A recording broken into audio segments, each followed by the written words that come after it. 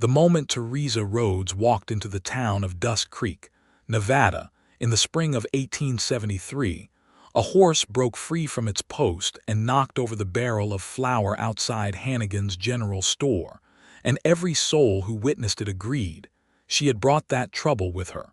She had not, of course. The horse had been poorly tied by a drunk named Culver Meeks, and the barrel had been rotting at its base for 3 seasons, and the wind that afternoon had been something fierce rolling down from the Sierra Nevada with a cold ambition of its own. But none of that mattered to the people of Dust Creek. What mattered was the timing, and the timing was Theresa Rhodes. She had arrived in a wagon hired from a man in Reno who charged her twice the going rate because she'd mentioned she was heading to Dust Creek, and even he had shaken his head when she said she planned to stay. She was 24 years old, with dark copper hair that refused to stay pinned beneath her hat, green eyes sharp enough to cut glass, and hands that were calloused from 7 years of ranch work in Utah. She was not soft. She was not delicate. She was precisely the kind of woman the frontier needed, and precisely the kind of woman a small, frightened town would never be able to accommodate gracefully. She had inherited 40 acres on the east side of Dust Creek from her uncle Hector Rhodes, a man she had met exactly twice, but who had written her a letter in January of that year explaining that he had no children, no wife, no other kin, and that he was dying of a chest infection that no amount of whiskey could cure. He wanted the land to go to someone with backbone, he'd written. He wanted it to go to her, so she had come. The flour spread across the wooden planks of the main street like a slow snowstorm, and the townspeople stood back and looked at her, and she looked at the flour, and then she looked at them and she said, "I'll pay for the barrel, Mrs." Hannigan, who ran the general store with the iron efficiency of a woman who had survived 2 husbands and a flash flood, said, "It is not the flour we are concerned with, Miss Rhodes." "Then what is it?" No one answered, but a boy of about 12 pointed at her and whispered something to the boy beside him, and they both laughed, and Mrs. Hannigan shushed them without conviction. That was her first hour in Dust Creek. By the end of her first week, 3 things had happened that cemented the town's opinion of her. A man named Doyle Prentice had slipped and broken his wrist while trying to sell her a horse she hadn't asked to buy. A thunderstorm had hit 2 days earlier than anyone expected and flooded the low-lying part of Main Street near her rented room at the Larkspur boarding house. And a barn owl had taken up residence in the rafters of the church, which the Reverend Stokes declared was a spiritual affliction brought on by the presence of something ungodly in town. Theresa had nothing to do with Doyle's foolishness, or the weather, or the traveling patterns of owls. But Dust Creek was a town that needed a story, and she had become one. They called her cursed quietly at first, in the way small towns begin all their cruelties in whispers passed over fences and in careful pauses before words in the general store. Then louder, the way those cruelties always grew. By the end of her second week, children were crossing to the other side of the street when they saw her coming, and 2 families had petitioned Reverend Stokes to have her removed from the Larkspur, which Mrs. Alois Greer ran with equal parts hospitality and paranoia. Mrs. Greer had not removed her.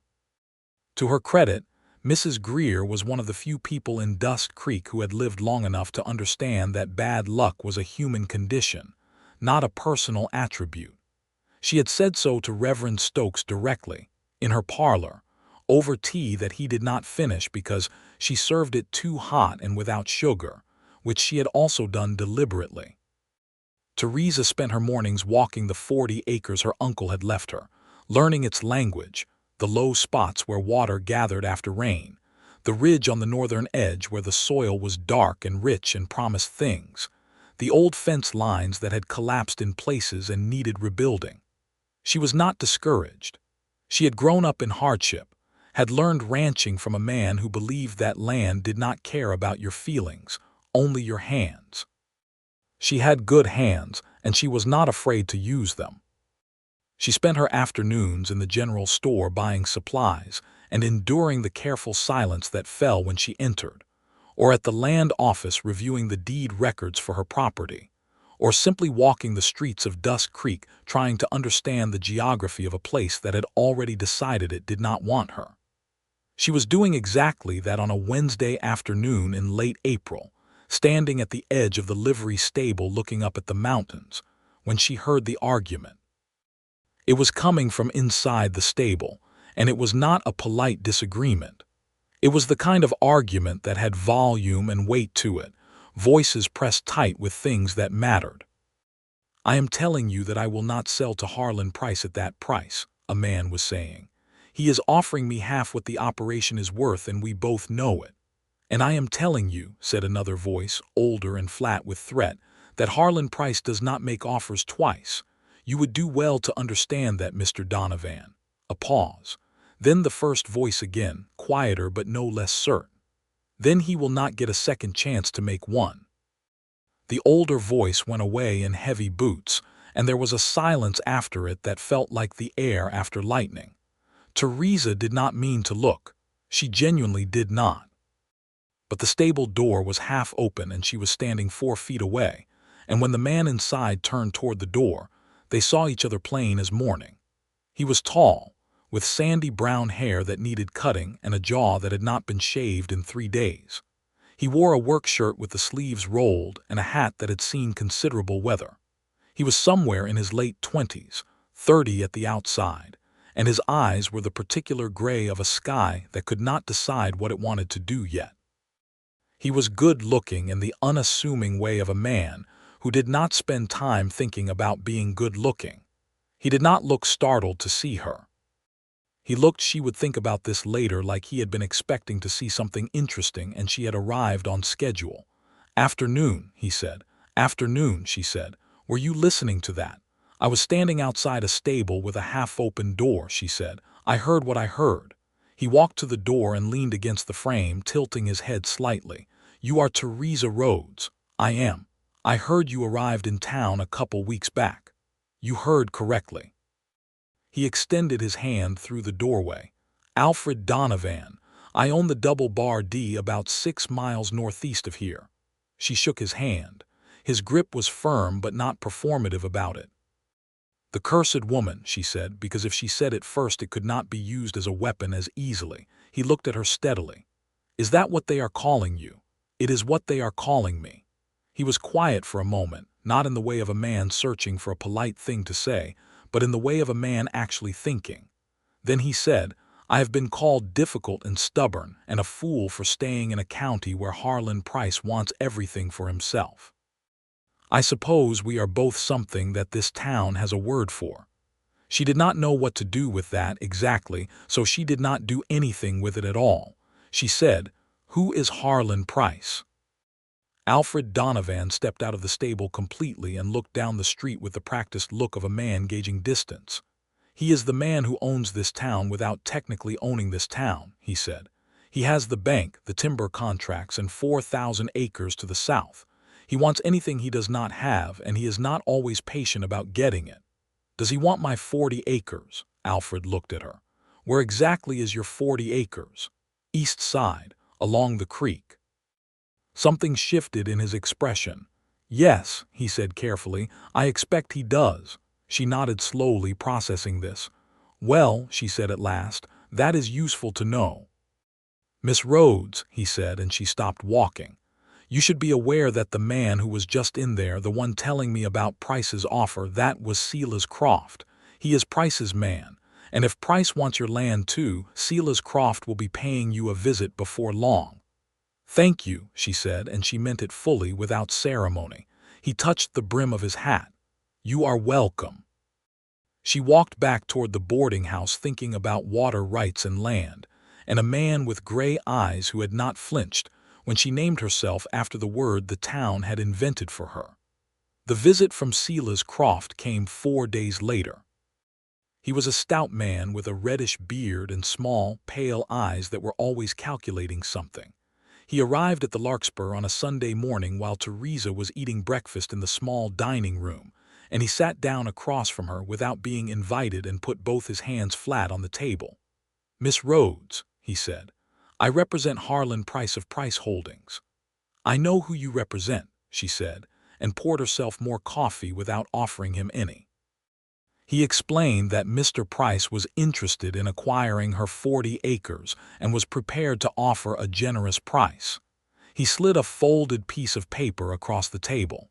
She opened it, read the number written there, and refolded it. "Mr. Price's idea of generous and mine are very different," she said. "Miss Rhodes, this land is undeveloped. You are one woman without the capital or the labor to work it properly. This offer represents an insult," she said pleasantly. "It represents an insult. No, thank you." Silas Croft's pale eyes went flat. "Mr. Price is a patient man," he said, which was exactly what a person said when a man was not patient at all. "But he does prefer to settle these things without difficulty." She met his eyes without blinking. "Then he should settle them honestly." He left, and Mrs. Greer, who had been pretending to arrange a vase of dried flowers in the hallway, came into the dining room and sat down across from Theresa and said, "Child, do you understand what you have just done?" "I have refused an unfair offer," Theresa said.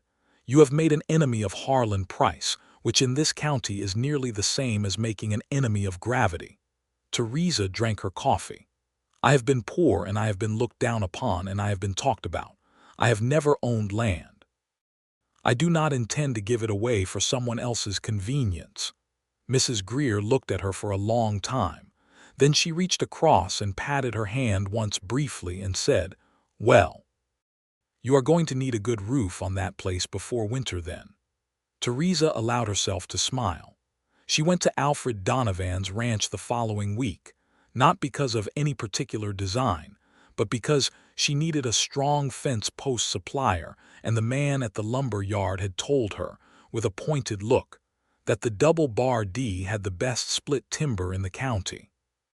The Double Bar D was a working ranch of legitimate ambition, not the largest in the county, but well-ordered, with clean fences and good stock, and the look of a place where someone paid attention.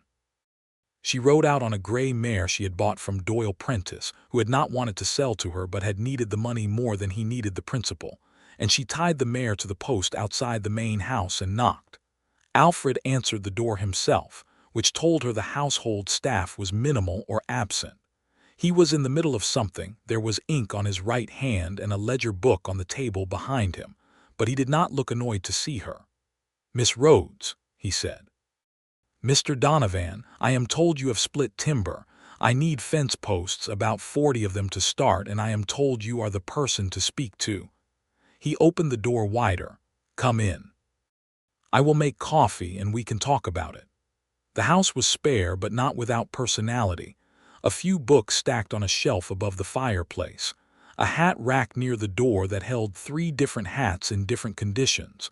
A rough painting of horses in a field on the east wall that had been done by someone with more love than technical skill. She liked it immediately. She sat at the table while he made coffee on the cast iron stove, and he told her about the timber operation, which was a secondary enterprise to his cattle work, and she told him about her plans for the property. He listened with full attention. She noticed that he did not look skeptical. Some men, when a woman explained something practical and ambitious, would arrange their face in a careful neutral expression that was really skepticism wearing a costume. Alfred Donovan looked at her the way a person looked at an interesting map. "The East Creek land is good land," he said. "Your uncle had it right when he held on to it. Price has been trying to get it for years." "Why?" "Water. The creek runs year-round on that stretch and it feeds a broader system. Price has been working to consolidate water rights in this county for a decade. Your 40 acres sits right between what he has on the south and what he wants on the north." "He cannot have it," she said simply. "No," Alfred agreed. "He cannot." There was something in the way he said it that made her look at him directly. He held the look without difficulty, and she was aware suddenly of the way the afternoon light came through the kitchen window and the warmth of the coffee and the particular quiet of a house where someone lived alone by choice rather than by accident.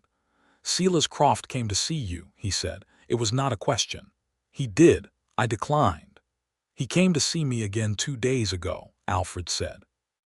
Price is willing to go higher on the double bar D now. Croft mentioned your property in the same breath, which I found instructive. He is combining us, she said. Thinks if he gets one of us, the other will follow. That is what I thought too. He poured the coffee and sat across from her.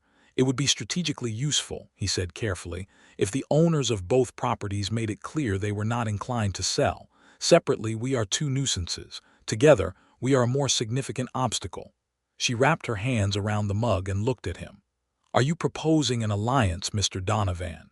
He looked at the table for a brief moment, then back at her. I am proposing a practical agreement between neighbors, he said, though I admit the word alliance has a better sound to it. She allowed herself a small smile. 40 fence posts, she said, and you will not sell to Price. 40 fence posts, he agreed, and I will not sell to Price. They shook hands across the table, and if either of them felt the warmth of that handshake more than was strictly practical, neither mentioned it. Over the following weeks, Alfred Donovan showed up at her property 3 times, each time with a stated purpose: to deliver the fence posts with his ranch hand. A quiet young man named Cabe Torres who had an impressive hat and a profound lack of interest in conversation. To return a surveying map he had borrowed from the land office that showed the creek's course. And once, with no stated purpose at all, simply riding up the eastern fence line and dismounting when he saw her and asking if she had eaten yet, because he had a dinner pail and too much of it. She had not eaten yet, as it happened, and so they ate sitting on the tailgate of his wagon at the edge of the field, while the sun went down behind the mountains and Cabe Torres sat at a polite distance eating his own portion and pretending not to observe anything. The town thinks I am cursed, she said at one point, not as a complaint but as an observation, the way she might have noted the temperature. The town, Alfred said carefully, once blamed a 3-year drought on a traveling salesman named Fletcher who sold patent medicine and happened to be in the county when it started and happened to leave when it ended. Did they run him out? They tried. He left of his own accord because the patent medicine wasn't selling, which is probably the actual truth of it, but the town prefers their version. She looked at him sideways. And what is your version of me? He thought about it. He was a man who actually thought before he spoke, which she was learning was one of his defining characteristics and one of the most unusual things about him. I think, he said, that you arrived in a town that was already nervous, and nervous people need something to pin it to. You were new and you were alone, and you were a woman doing something they didn't expect, which was refusing to be diminished. That makes people uncomfortable. Uncomfortable people find causes. She was quiet for a moment. That is a very generous interpretation. It is the true one. He looked at her directly. I do not think you are cursed, Miss Rhodes. I think you are unlucky in your timing, which is a very different thing. And you, she said, are you afraid of my timing? He looked out at the mountains and then back at her and he said very quietly, I am not afraid of very much. The warmth that moved through her at that was complicated and inconvenient, and she chose to address it by taking a long drink of water from her canteen and looking at the fence line and talking about post spacing for the next several minutes. He did not push. She noticed that he never pushed. May came in with warmth and wildflowers and the smell of sage after rain, and Theresa began breaking ground on the 40 acres in earnest. She had hired 2 men from the west side of the county who were either unaware of her reputation or indifferent to it. A barrel-chested man named Gus Pereira who could move dirt like a natural disaster, and his cousin Tomas, who was lean and methodical and could build a straight fence line by eye. She worked beside them every day from first light to late afternoon, learning the land with her hands the way she had always learned things, by doing them, by failing at them, by adjusting and doing them again. She was building toward a small cattle operation to start, not grand, not beyond her means, but real. A house, already standing on the property in rough condition, was being repaired from the roof down. The well was clean. The creek was exactly what Alfred had said: steady, reliable, running clear over smooth rock. On a Tuesday in mid-May, Theresa walked into the Hannigan's general store for nails and lamp oil and encountered something new. 3 women standing together near the bolts of fabric who went quiet when she entered and did not quiet in the subtle way. They went quiet in the pointed way, the way that was designed to be noticed. She went about her business collecting her items and brought them to the counter, and Mrs. Hannigan took her money without comment, which was actually more neutral than usual and therefore something of an improvement. As she turned to leave, one of the women, a thin, dark-haired woman in a blue dress that Theresa did not know by name, said clearly to her companions, "They say Alfred Donovan has been riding out to the Rhodes land. I cannot imagine what he is thinking." "He is thinking about fence posts," Theresa said pleasantly, because she was passing them on her way to the door and it would have been stranger not to respond. The woman looked at her. "That man has a successful operation and no reason to tangle himself up with trouble." Theresa paused at the door. She did not feel anger exactly. She felt something cooler and more considered than anger. "I hope," she said, "that you all have a pleasant afternoon," and then she walked out. She told Alfred about it the following Saturday when he came by to help Gus and Tomas stretch wire along the north fence, which required 4 hands and his were available. They talked while they worked, which she had found was the easiest way to talk about things that mattered. When your hands were occupied, the words came more honestly. "Mrs. Ellison," he said when she described the woman in the blue dress. "Her husband works for Price. She is not entirely acting on her own when she says things like that. Is this Price making a social campaign now? He uses every tool available to him." Alfred drove a post with a mallet, steady and even. "The curse narrative is useful to him. If you are someone the town fears and distrusts, you are isolated, and isolated people are easier to pressure than people with connections." She looked at him.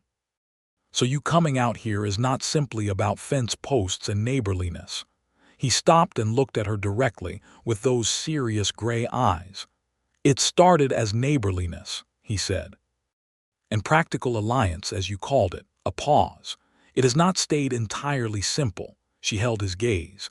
The air between them was warm and very clear, and she was aware of Gus Pereira 30 feet away pretending to examine a fence post with enormous focus. "No," she said, matching his honesty with her own. "It has not." Alfred looked at the fence line and then back at her, and then he picked up the mallet and said, "Well, we have 12 more posts to set before the light goes." She picked up the wire stretcher and said, "Then we had better get on with it." It was another 2 weeks before anything happened that could be called a declaration, and it was not the kind of declaration that came with speeches. It was a Sunday evening, and she had ridden to the Double Bar D, because one of her fence sections had come down in a windstorm, and she needed to borrow the wire stretcher she had returned to him the week before. And she arrived to find Alfred in the middle of a disagreement with Silas Croft that was louder and less controlled than the one she had overheard in the stable 2 months before. Silas Croft was on horseback in the yard, and Alfred was standing on the porch steps, and neither of them heard her ride up over their own voices. "Price is done being reasonable," Croft was saying. "He is willing to file a complaint with the county regarding the eastern water access, which would tie your operation up in legal proceedings for—" "File it," Alfred said. Croft's face reddened. "You are being extraordinarily stupid, Donovan. I have been called worse." He saw Theresa then, arriving at the edge of the yard, and something in his face, she would think about it later, became very certain about itself. "Miss Rhodes," he said without changing his tone, "come up." She rode up and dismounted and stood beside the porch steps looking at Silas Croft, who looked at her with the careful hatred of a man who has been beaten at something and knows it. "Miss Rhodes," he said. "Mr. Croft," she said. He looked between them once and then turned his horse and left without another word, which was the most honest thing she had ever seen him do. Alfred watched him go and then looked at her. "Wire stretcher," he said. "Wire stretcher," she confirmed. He went inside to get it and came back with it, and a glass of cold water from the pump, which he handed to her because the evening was warm and she had ridden 6 miles. She drank the water and handed back the glass, and he held onto it and looked at her. "Theresa," he said, and her name in his mouth, her first name without miss before it, sounded different than she expected. It sounded like something being said for the first time after a long preparation. She waited. "I want you to know," he said, "that whatever comes of this business with Price, whether it goes through the courts or through the county council or through whatever other mechanism he finds, I will stand beside your claim. Not because it is practical, though it is, but because it is right, and because he stopped and looked at the yard and then back at her. Because I do not want to ride out here and find that you are gone." She stood there in the June evening with the sound of cattle in the distance and a nighthawk calling overhead, and she said, "I am not going anywhere, Alfred." He exhaled slowly. "Good," he said. "That is very good." They stood there for a moment longer than was necessary, and then she said she should get back before the light was gone, and he said yes, she should, and he walked her horse to the gate, and she mounted and looked down at him. "You should come for supper on Friday," she said. "Gus's wife is teaching me how she makes her stew. I cannot promise it will be good." "I will be there on Friday," he said. She rode home with the wire stretcher and the warm complication of being wanted by a man she was already thinking about too often. The supper on Friday was actually excellent, which was mostly owing to Gus's wife, a warm and generous woman named Petra Pereira, who had come by in the afternoon and more or less taken over the kitchen in a benevolent coup that Theresa was fully grateful for. Petra had seen Alfred arrive at the gate and had given Theresa a significant look, and then very diplomatically invented a reason to take her husband home early so that the table had only 2 people at it for the meal. Alfred ate Petra's stew with the sincere appreciation of a man who cooked for himself out of necessity rather than enjoyment, and Theresa ate across from him, and they talked for a long time about the land, about his operation, about where they had each come from and what had brought them to Nevada. He had come from Kansas originally, had drifted west after the war years had unsettled everything, and had found the double bar D land and known it for what it was. He had been here 9 years. "You have built something real," she said. "It is not finished," he said. "A ranch is never finished. Nothing worth having is." He looked at her across the table with the lamp between them and the window behind her showing a dark blue sky full of stars. "No," he said quietly, "nothing worth having is." She was aware of her own heartbeat in a way that was inconvenient and true. She met his eyes and held them. "I should tell you something," she said. "Since we are being honest people, tell me. I did not come to Dusk Creek looking for this." She gestured slightly helplessly at the space between them. "I came for my land. I came to build something. I was not." She stopped. "Neither was I," he said, "for whatever it is worth." "It is worth something," she said.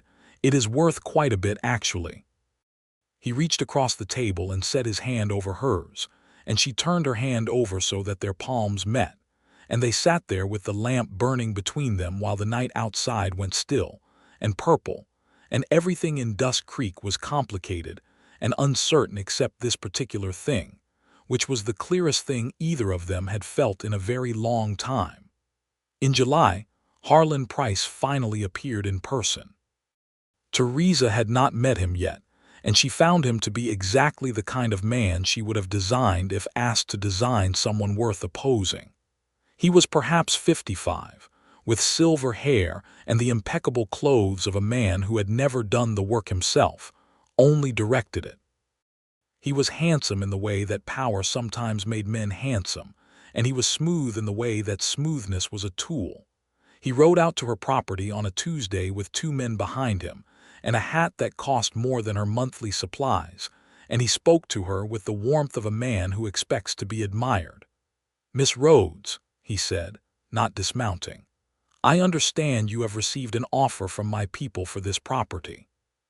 "I have received 2 of them," she said, from where she was standing at the edge of the newly repaired house. "I have declined both. I hope you understand it is not personal. Everything about land is personal, Mr. Price. That is the nature of it." He smiled, and the smile did not reach his eyes.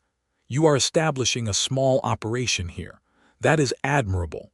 But the honest reality is that this stretch of land is more valuable in the context of a larger water management system than it is as an isolated small farm. What I can offer you will not include me staying on it, she said, which is the only offer I would consider. He looked at her with the particular look of a man who had not often been told no by someone he considered below his weight class. "Miss Rhodes," he said, "I am going to speak plainly. Please. You are a woman alone on 40 acres in a county where I have significant influence. The road to market runs through land I control. The credit at the only bank in Dusk Creek is extended at my discretion. The social climate of this town is already against me," she said. "Thank you for confirming that you are partly responsible for that. I had suspected it." Something flashed in his eyes.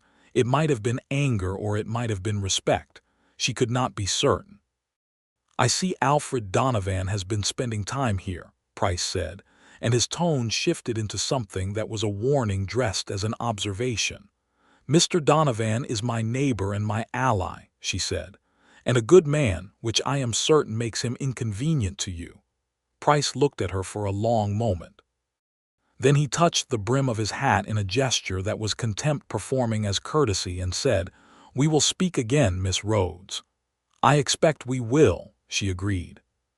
He rode away, and she stood in the yard until they were gone, and then she sat down on the porch step and breathed carefully for a moment because her hands were shaking very slightly, not from fear but from the sustained effort of holding her ground against someone with genuine power to cause harm, and sometimes the body processed that after the fact. She went to Alfred that afternoon and told him what had happened. He listened without interrupting, and when she was finished, he was quiet for a moment. Then he said, "He will move on the bank credit next. I am nearly certain of it. Can we operate without the bank? For a time I have reserves." He looked at her steadily. "I want to be clear about something, Theresa. I have been thinking about this since Croft came back. Price can cause real trouble, financial trouble, legal trouble. The road access issue is legitimate. He can make transporting cattle to market expensive and difficult. I do not want to minimize what we are facing." "I know what we are facing." "I know you do." He looked at her. "I also know that some men in my position might decide it is easier to sell and move on. I want you to know clearly that I am not that man. I am not going to leave you standing here alone in this." She looked at him. Outside the window of his kitchen, the summer afternoon was golden and vast, and the mountain stood behind it all like a promise. "Why?" she asked, simply and directly. He looked at her for a long time. Then he said, "Because I love you, Theresa." Which is a thing I have been aware of for some time now, and which I have been trying to find the right moment to say, and I have concluded there is no right moment, there is only the present one. The silence between them was the warm, full kind. "Alfred," she said. "You do not have to say anything now," he said quickly. "I do not want to. I love you too," she said. "I have been thinking about that for longer than I intend to admit." He looked at her, and the gray of his eyes was warmer than she had ever seen it. He stood up from the table and came around to her side, and she stood up too, and he took her hands in his, those ink-stained, calloused, honest hands, and she let him. And when he kissed her, it was with a tenderness that was completely at odds with the circumstances of their lives and was exactly right because of it. The summer moved forward. They were not secretive about their affection. The West was too practical for drawn-out concealment, and they were both too honest, but they were measured. There was still the problem of price, which was not solved by being in love with each other. If anything, being in love made it more urgent because there was more to protect. The bank, as Alfred had predicted, became difficult. The loan terms on a small agricultural credit Theresa had applied for in May were suddenly reviewed, and the bank manager, a soft-spoken man named Whitfield who was honest enough to look embarrassed about what he was doing, told her in late July that the terms had changed significantly. She walked out of the bank and went directly to find Alfred. He was in town himself that day, at the land office, filing a formal objection to a survey claim that Price's lawyers had submitted regarding the Eastern Watercourse. He had retained a lawyer from Reno named Davies, who was sharp and careful and had been working on the documentation for 3 weeks. "We have a stronger case than they expected," Alfred told her when she found him at the land office. "Davies says the original land grants are clear. Price's claim on the water access is based on a survey from 1869 that has several technical problems. How long will it take? Through the county court, possibly 6 months, possibly longer." She told him about the bank. He absorbed it without panic, which she appreciated. He said they would use his reserves for both operations through the season, that she could repay it when the land was producing, that this was what people did when they were in it together. She looked at him in the doorway of the land office on a hot July afternoon with the dust of the street behind him. "You are making this very easy for me to continue loving you," she said. He smiled then, and it transformed his face entirely. That smile, it was warm and a little crooked and completely genuine. "That," he said, "is entirely the intention." The county courthouse hearing for the water rights claim was set for early September. In the meantime, they worked. Theresa's first cattle, 12 head, modest but real, arrived in August from a seller 3 counties over who had not heard of any curse, and cared only that she could pay the price, which she could, between her savings and Alfred's extended hand. She worked the land with Gus and Tomas through the brutal heat of a Nevada August, and Alfred came 3 or 4 times a week, and sometimes she rode to the Double Bar D and worked alongside his operation, learning it, understanding it, seeing how it was built and how it ran.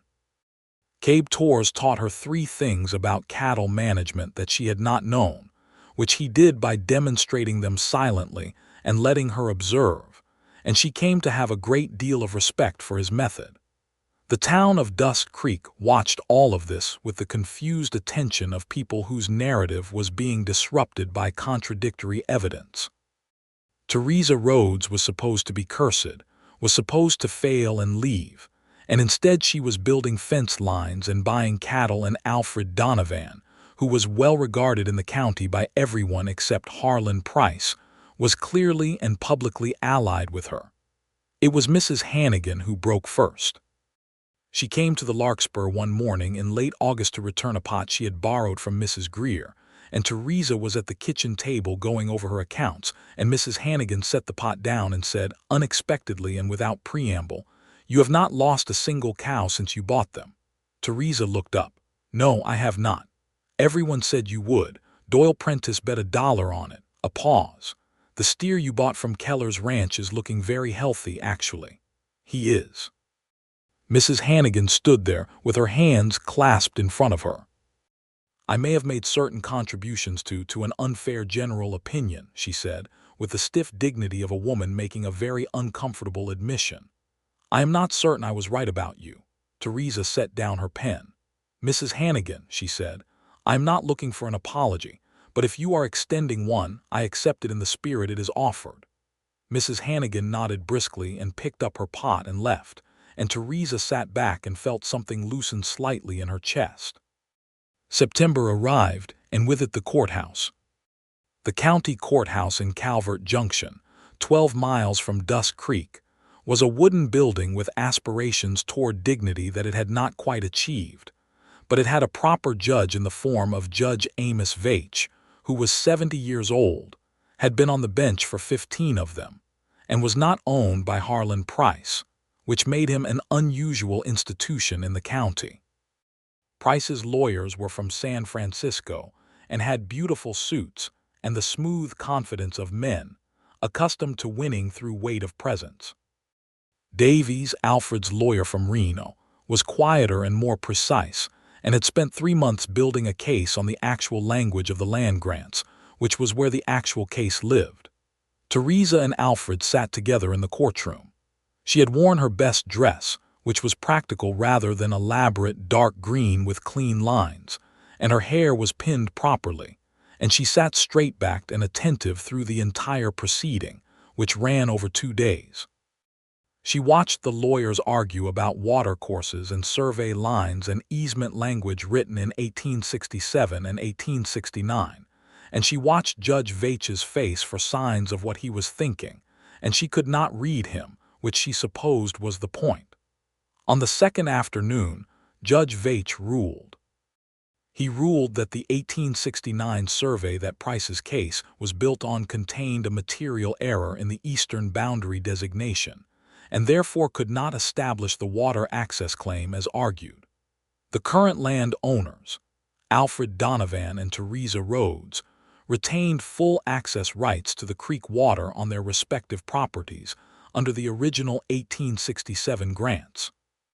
The relief that went through her was physical. She pressed her hands flat on her thighs under the table and breathed slowly. Alfred looked at her, and the gray of his eyes was warm and calm and certain. He reached under the table and found her hand and held it, and she held it back. Price's lawyers sat very still with the expressions of men revising their billing arrangements in their heads. Price himself was not in the courtroom, which told her that he had been confident enough not to come, and now his confidence had cost him something. Outside the courthouse, in the September afternoon, Alfred put his hands on her shoulders and looked at her. "It is not finished," he said. "Price will find another angle." "I know," she said, "but today is a victory. Today," she said, "is a victory." He kissed her there on the steps of the county courthouse, unhurried and warm, and Davies cleared his throat diplomatically and went to arrange his papers. And a few passers-by observed this, and some of them smiled, and at least one of them went back to Dusk Creek and told Mrs. Hannigan, who told Mrs. Greer, who told Gus's wife Petra, who smiled with the satisfaction of a woman who had seen it coming from the beginning. Price's next angle came in October, and it was smaller and meaner than his previous moves, which Theresa had found was often the way of men who had just lost something. They contracted into spite. 2 of Theresa's fence sections were cut. Not damaged, cut, deliberately, with tools in the night, letting 2 of her cattle wander before Gus found them the following morning half a mile down the creek. She could not prove it was Price's people. Alfred said she did not need to prove it. She needed to fix the fences and move on and not give Price the satisfaction of a reaction. "He is trying to cost you time and money," Alfred said, when he came to help restring the wire. "Every hour you spend on damage repair is an hour you are not building forward." "It is working then," she said flatly, pulling the wire taut. "Only if you let it work." He looked at her. "You have 12 healthy cattle, a repaired house with a sound roof, a water right that has been upheld in court, and you have made it through a Nevada summer on your own ground. That is not nothing." "That is not nothing," she agreed, and felt the truth of it settle her. They worked through October, which was brilliant in the way Nevada Octobers could be cold at night and golden-lit in the afternoons, the sage smell strong and clean. Theresa moved her cattle to the southern grazing section and put Tomas on fence patrol, and went about her work with the systematic calm she had learned from 7 years in Utah. It was in October that Alfred Donovan arrived on a Tuesday evening with his hat in his hands, which was not his usual posture, and asked her if she would sit with him on the porch for a moment. She sat. He stood at the porch railing, looking out at the darkening land with the mountains going purple in the distance, and then he turned and looked at her. "I have been thinking," he said, "about the practicality of things." "Alfred," she said, "you are never more alarming than when you announce that you have been thinking about practicality." A smile moved across his face briefly. "I am aware that this is not the most poetic approach." He reached into his coat pocket and produced something small. "But I am who I am, which I hope you know well enough by now." He held out his hand, and in it was a simple gold ring, plain and well-made, without ornamentation. She looked at the ring and then at him. "Theresa Rhodes," he said, "I would like to spend the rest of my considerable and ongoing argument with Harlan Price and the county of Nevada with you beside me. I would like to work this land with you and build what we have been building, properly and formally, for the rest of our lives. I am asking if you will marry me." She stood up from the porch step and looked at him for a long moment in the golden October evening, and she said, "I am going to say yes, but I want to be clear that I am keeping my land in my own name." He looked at her with those gray eyes and he said, "I would not have it any other way." "Then yes, Alfred, yes." He put the ring on her finger and it fit, which she would later find out was because he had asked Petra Pereira to help him determine the size without being conspicuous about it, which had involved Petra borrowing one of Theresa's other rings under the guise of admiring it. And this endeared Alfred to her so completely that she kissed him on the porch step in the full sight of whatever stars were available.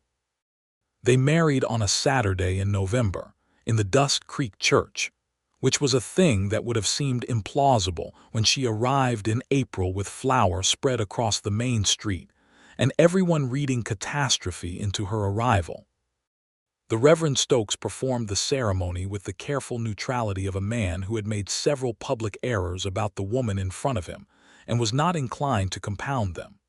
Mrs. Greer was there, and Mrs. Hannigan, and Gus and Petra Pereira, and Tomas, and Cabe Torres, who was wearing his impressive hat, and Davies the lawyer who had made the trip from Reno, because he had a sentimental streak that his professional manner largely concealed. Alfred wore a clean dark coat and a hat that had been recently brushed, and he stood at the front of the church and looked at her walking up the aisle with the expression of a man who cannot quite believe his exact good fortune and is entirely aware of it. She wore a dress that Petra had helped her make, deep blue wool with cream at the collar and cuffs, and she carried a small bunch of late sage blossoms because it was November, and sage was what was available, and she had always loved the smell of it. When Reverend Stokes asked if there was any objection, there was a moment of silence that stretched slightly longer than liturgically necessary, and Theresa thought she heard someone in the back shift in their seat, but nothing was said, and they were married. Afterward, in the street outside the church, Mrs. Hannigan shook Alfred's hand and then turned to Theresa and said, "I hope you will both have a very fine life," with the precise sincerity of someone correcting a previous stance, and Theresa said thank you and meant it, and let it be enough. The winter of 1873 into 1874 was the kind of Nevada winter that did not forgive carelessness. They moved between their two properties, managing both, and in January they made the formal decision to work the two ranches as one operation in practice while maintaining the separate deeds, which was both practical and legally important given the ongoing broader situation with Price, because Price had not gone away. He had gone quiet, which was different, and quiet men with resources and grievances were worth watching. In February, Price made his final move, and it was a legal one, which Theresa had not fully anticipated and perhaps should have. He filed a complaint through the county assessor's office arguing that the Rhodes land, her 40 acres, had been improperly registered as agricultural and should be reclassified as mineral extraction territory, based on a geological report that his people had commissioned. If the reclassification went through, the tax and operating requirements for the land would change dramatically. Davies was called back from Reno. He arrived in February with his precise manner and his careful documents, and he reviewed the geological report and spent 4 days in the county records, and then came to their kitchen table and said, "This is a thinner case than the water access claim. The geological report is commissioned, not independent, and the land's agricultural history is documented back to 1862 under the original settlement. I believe we can defeat this, but it will take until spring court." Alfred looked at Theresa. She looked at the table. She had known that Price would not give up easily. She had known this was a long fight. "Spring court," she said. "All right. What do we need to do?" They built the case through February and March, documented evidence of agricultural use, letters from neighboring landowners, the original settlement records from 1862 that established the land's history. Davies was thorough to the point of obsession, and she was grateful for his obsession. In April of 1874, exactly 1 year after Theresa had walked into Dust Creek, and a horse had knocked over a barrel of flour, and everyone had decided it was her fault. Judge Veitch ruled again. The reclassification complaint was denied. The geological report was found to be insufficiently independent and methodologically compromised. The Rhodes' 40 acres remained what it had always been: agricultural land, with full water rights, properly registered, belonging to Theresa Donovan by both inheritance and right. She stood outside the Calvert Junction courthouse in the April afternoon and looked up at the sky, which was a deep and specific blue that she would remember for the rest of her life. Alfred stood beside her, his hand found hers. "Is it finished?" she asked. "I think so," he said. "Price has lost twice through the courts and his geological play has been publicly dismissed. He is a man who calculates returns. There is no return here anymore." She exhaled. A long, slow, full exhale that released something she had been carrying for a year. "He cost us time and money," she said. "He did, and gave us a reason to build faster than we might have otherwise." Alfred looked at her sideways. "Is that your interpretation?" "I am trying various interpretations," she said. "I find optimism useful." He laughed, and she loved the sound of it, low and warm and real. He pulled her into his side, and she rested against him for a moment in the April sunshine outside the courthouse in Calvert Junction, and it was an uncomplicated moment, and uncomplicated moments were rare enough that she paid attention to this one. They went home. The spring and summer of 1874 were entirely different from the spring and summer of 1873, not because the land had changed. The land was patient and consistent, but because the context had. The court decisions had been publicized in the county record, and people who read carefully understood that Theresa Rhodes had twice defended her land against a well-resourced opponent and won both times.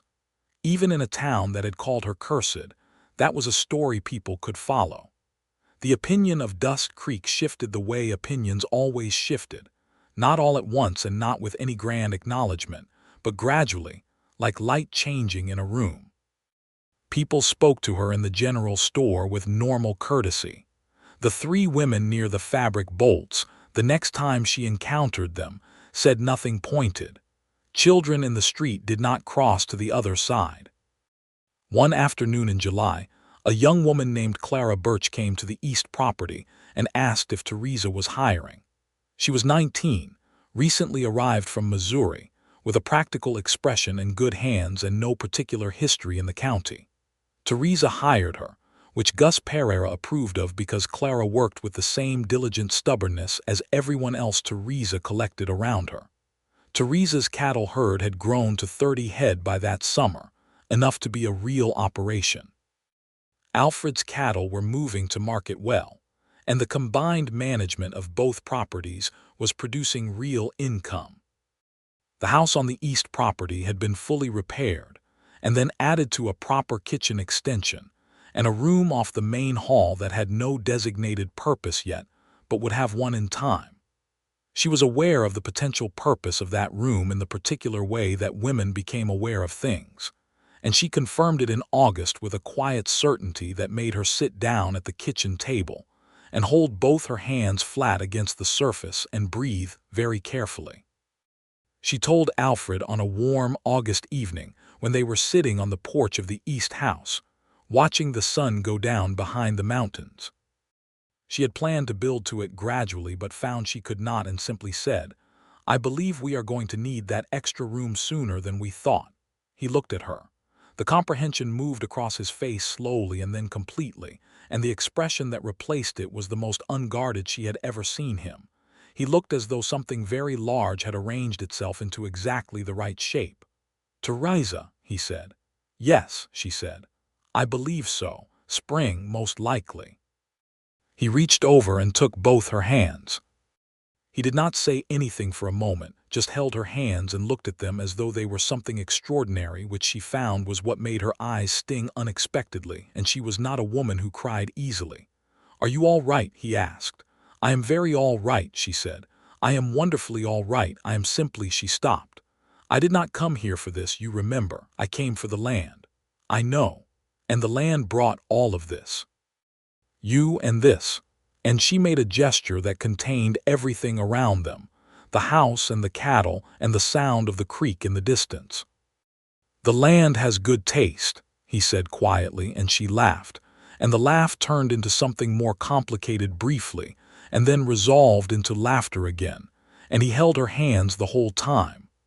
They prepared for a baby with the same practical determination they had applied to everything else. The extra room became the nursery through the winter months, with a cradle that Alfred built himself over 3 weeks in December, taking considerably longer than necessary, because he kept adjusting the joints until they were perfectly smooth, which Theresa did not point out was due to anxiety rather than craftsmanship, because she found it entirely endearing. Petra, who had delivered both of her own children in similar circumstances and had assisted with 3 others in the county, said she would be there when the time came, and Mrs. Greer said she would come too, and between the two of them and the practical knowledge of women who understood these things, Theresa felt as prepared as the situation allowed. She worked through the winter, modified but not stopped shorter days in the field, more time at the accounts and planning, letting Gus and Tomas and Clara take the heavier physical work. Alfred was quietly attentive in a way that she appreciated precisely because it was not hovering. He made sure she ate properly and slept enough and did not spend 6 hours in the cold going over fence lines, but he did not treat her as though she had become fragile, which would have been both inaccurate and insulting. On a cold March morning in 1875, she woke before dawn with the clear knowledge that the time had come. She woke Alfred, who was awake already, because he had been sleeping lightly for 3 weeks. He rode to get Petra at a pace that Theresa, watching from the window, thought was perhaps slightly faster than was strictly necessary, and Petra arrived within the hour with her bag and her warm competence. It was a long day. Not without difficulty.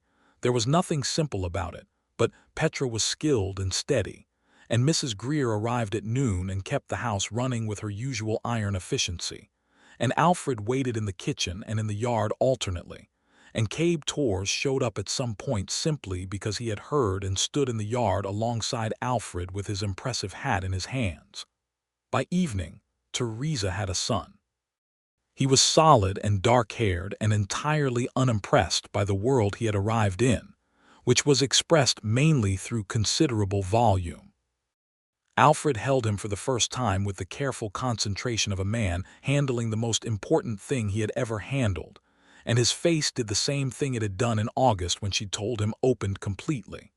"William," Alfred said, looking at her. "William Hector Donovan," she confirmed. William for Alfred's father, which she had suggested, and Hector for her uncle, who had made all of this possible by leaving her the 40 acres and knowing she would know what to do with it. He looked at William and then at her. "You are extraordinary," he said. She was exhausted and certain and deeply, completely happy.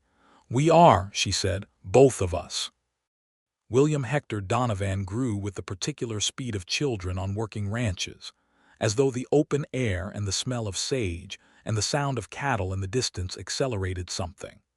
By the time he was walking, he was following Gus around the yard with absolute devotion, and by the time he was talking clearly, his first organized sentence was an instruction to Cabe Torres about a fence post that he had been observing, which made Cabe Torres smile for the first time in recorded memory. Theresa watched her son grow and felt a love that was of a different category than anything she had experienced before, fierce and particular and physical, in the way that the land itself was physical, something you worked with your whole body and never finished. In 1876, Dusk Creek changed in ways that the West was changing everywhere. The railroad pushed closer to the county, which meant broader markets and new settlers and a different kind of commerce. The town grew by half again in 18 months. New families arrived who had heard nothing about Theresa Rhodes or her curse, who met only Mrs. Alfred Donovan of the Donovan operation, which was one of the more successful combined cattle and small agricultural operations in the eastern county. Harlan Price, who had the railroad contracts he had always wanted and found them sufficient compensation for the water rights dispute, sold 3 of his Nevada holdings, and moved his primary operations south to California. He did not speak to Theresa before he went, and she did not seek the conversation. Some endings did not require closing words. Silas Croft left with him. Dust Creek felt noticeably lighter without either of them, which was observable data rather than mere impression.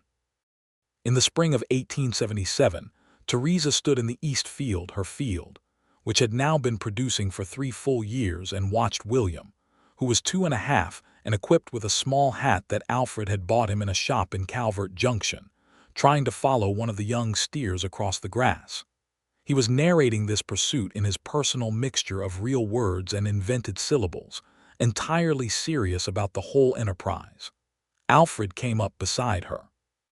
He smelled of hay and the outdoors and the particular clean smell that was specifically him, and she leaned slightly against him as he came to stand at her shoulder. "He is going to be a rancher," Alfred said. "He is going to do whatever he decides to do," Theresa said. "Yes," Alfred said, "absolutely. After he finishes being a rancher," she laughed. William looked up at the sound of it and said something emphatic in their direction before returning to the steer pursuit. "I have been thinking," Theresa said. "About what?" "About that room in the house, the extra one." He was quiet for a moment. Then he said, "The one we were going to get to eventually." "Yes, that one." A pause. "Eventually seems to be arriving," he said carefully. She looked at him sideways, and his eyes were warm and certain and containing a question. "February," she said. "I think February." He looked at William in the field and then at her, and there it was again.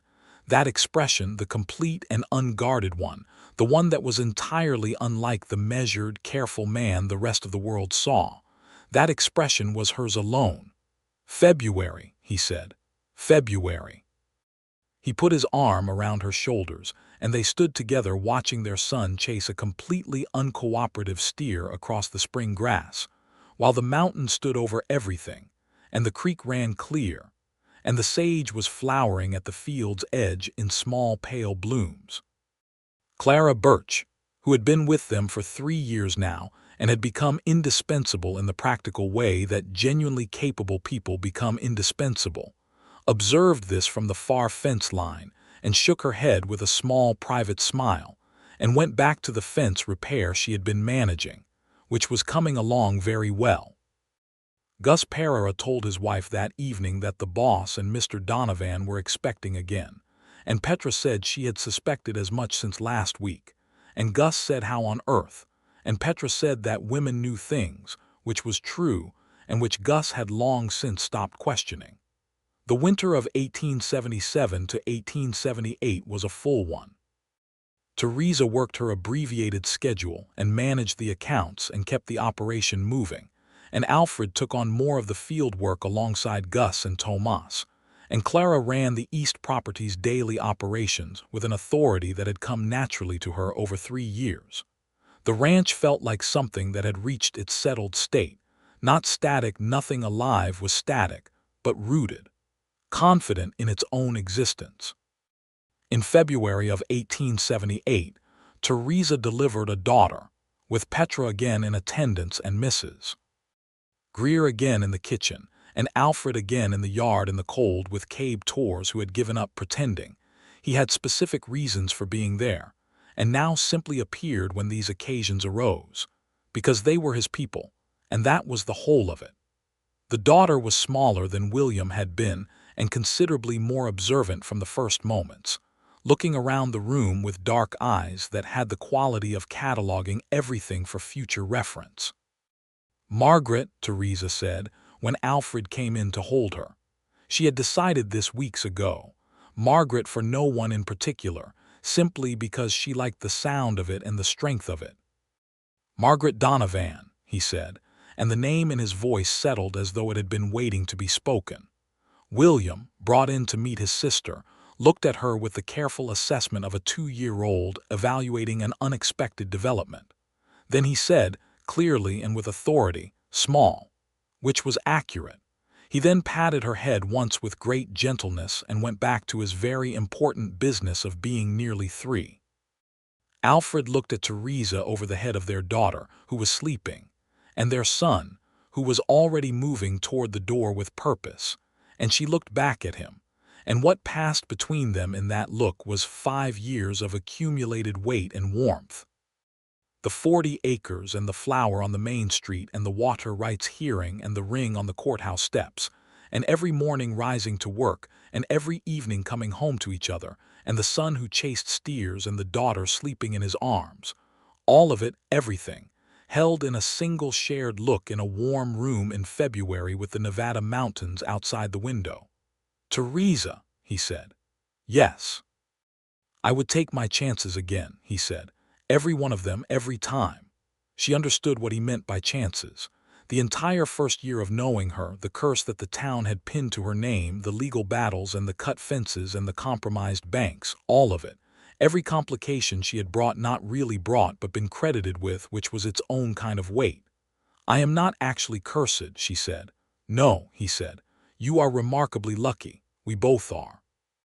And she thought about that, the barrel of flour, the broken wrist of a foolish horse trader, the owl in the church rafters, the thunderstorm that the town had attributed to her presence, and which had simply been weather being weather. The bad timing that had made an entire town build a story around her name. And also, the 40 acres, and the water that ran clear through it year-round, and the court that had upheld her rights twice, and the man standing across from her who had walked out of a stable on a spring afternoon and seen her for exactly what she was. Maybe luck was just what happened when you did not run from the things that looked like trouble. Maybe the barrel had fallen on that specific afternoon in that specific way, because something had to fall for her to arrive in the right place at the right moment to hear an argument in a stable about a man who would not sell for an unfair price. She did not fully believe this. She was too practical for full mysticism, but she believed enough of it to smile. "Lucky," she agreed. Outside, the February cold was absolute and clean, and the Nevada mountains did not care about curses or court cases or barrels of flour or the opinions of small towns. They simply stood and watched everything beneath them with the patient indifference of very old things that had seen every kind of human story play out across their slopes, and knew that most of them ended the same way, in ordinary love and ordinary work, and the ordinary grace of days that built into years, and that this ordinary grace was the only extraordinary thing there was. Dust Creek grew through the late 1870s and into the 1880s, becoming less of a small, frightened town and more of a real community with a school and a doctor and a telegraph office, all the machinery of permanence. Theresa sat on the first board of the Dust Creek Agricultural Association when it was formed in 1879, one of 2 women in the room, and she made arguments about soil management and water distribution that were listened to because her land was the evidence of their validity. Mrs. Hannigan's general store expanded. Mrs. Greer sold the Larkspur boarding house to a family from Ohio and retired to a small house on the west side of town, and Theresa brought her vegetables from the kitchen garden every week all summer long, because Mrs. Greer had given her the room when others had wished to revoke it, and that was a debt worth paying in squash and tomatoes. Reverend Stokes retired in 1880, and the owl had long since moved on from the church rafters. His replacement, a young minister named Calloway who had come from Pennsylvania and had no history with anyone in the county, conducted himself without prejudice and shook Theresa's hand on his first Sunday with normal dignity, which was all she had ever wanted. Clara Birch, who had worked for them since 1874 and had grown into the kind of woman who could run an operation single-handedly without raising her voice, married Tomas in 1881, in a quiet ceremony at the East Ranch house that Theresa organized with the warm efficiency of someone who had learned, among other things, how to make occasions feel right. Gus cried at the wedding, which he blamed on dust, and no one contradicted him. Cabe Torres, who had been at the Double Bar D since Alfred had hired him in 1872, received a portion of the original Double Bar D acreage formally in 1882, a transaction Alfred structured with deliberate care and fairness, because Cabe had worked that land for a decade, and the land owed him something concrete, not just wages. Cabe said thank you in his characteristic sparse way and went back to work, which was the most Cabe-like response imaginable, and which Alfred had fully anticipated. William Donovan, who had chased steers as a toddler and fences as a small child, and everything else in the county at increasing speed as he grew, turned out to be precisely what Alfred had predicted a rancher, but also, which Alfred had not predicted and Theresa had, something of a scholar. He read every book that came through Dust Creek and wrote letters to the Agricultural College in California, asking questions about soil chemistry that they apparently found interesting enough to answer. And he was 12 years old when he decided he would go study there one day, and said so at dinner. And Alfred said that was an excellent plan, and Theresa said she had been waiting for him to arrive at that conclusion. Margaret Donovan, the small and observant baby of February 1878, grew into a child who was quiet and exact, and had her mother's green eyes and her father's particular manner of being fully present in a conversation. She attached herself early and permanently to the horses, with the specific affinity of someone for whom this was not a choice but a nature. By the time she was 5, she could name every horse on both properties by character rather than by appearance, and by the time she was 7, she was riding with a confidence that made Gus Pereira, who had been working horses for 30 years, nod with professional respect. On an October afternoon in 1883, 10 years after Theresa had arrived in Dust Creek with her copper hair refusing to stay pinned, and a horse breaking free behind her, and the town reading catastrophe into her arrival, she stood on the ridge at the northern edge of the east property where the soil was dark and rich, and the creek could be heard below, and looked at everything she could see. The cattle were in the south pasture, a good-sized herd of healthy animals. The house was solid and extended and warm, with smoke coming from the kitchen chimney where Petra was helping with the afternoon preparation, because Petra still came most days out of habit and friendship, and the understanding that this household needed feeding at volume. The fence lines were straight and maintained. The fields had been harvested for the season and were resting in the particular stillness of late October, waiting to begin again. Alfred came up the ridge behind her. She heard his footsteps on the dry grass. He came to stand beside her and they looked at it together. 10 years, she said. 10 years, he confirmed. The town still has not fully agreed on whether I am cursed or merely odd. He looked at her sideways. The Agricultural Association appointed you to their executive committee last month. The executive committee of an agricultural association is not incompatible with being odd. He laughed. She loved that sound. 10 years and she still loved that sound. Do you regret it? She asked because she asked him this sometimes, not from insecurity but from genuine interest in the answer, which was always different in its specific texture, even when it was the same in its conclusion. He looked at the land, both their lands, visible from this ridge in a sweep of autumn gold and green. He looked at the house with its smoke and its solid roof. He looked toward where William would be coming back from the school in town, and where Margaret was in the stable undoubtedly having a conversation with the horses about something important. Theresa, he said, I said I would take my chances. You did. I would take them again, every single one.